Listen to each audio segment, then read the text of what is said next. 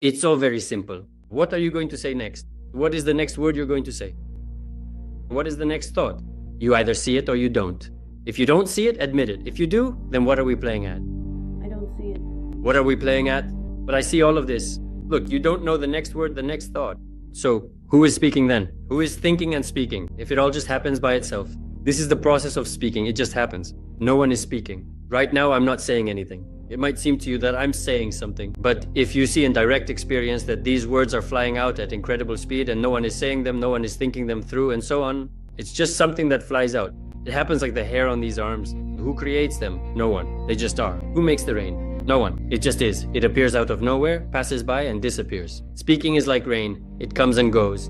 The process itself is not attached to anyone or anything. It's just a given. And I have no choice now but to say this, just as you have no choice but to do what you're doing right now. Moreover, right now, neither of us is actually doing or saying any of this. In other words, we simply exist. That's all. And everything else is just happening on its own right now. For example, when you leaned back, when you started thinking, well, I say you conditionally, but all of this, it's just happening. There are all these actions, but there isn't anyone actually doing them. They're not tied to you. But if you really identify with it, that means you believe you're the one doing all of this. And that's where suffering comes from. There is speaking, but there is no speaker. There is a thought process, but there is no one who is thinking. If you were the one speaking, then you would be choosing what to say. You would know what to say. You have no choice.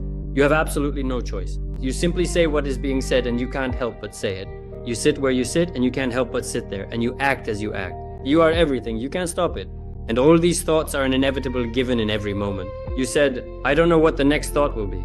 But did you actually see that, or did you just say it?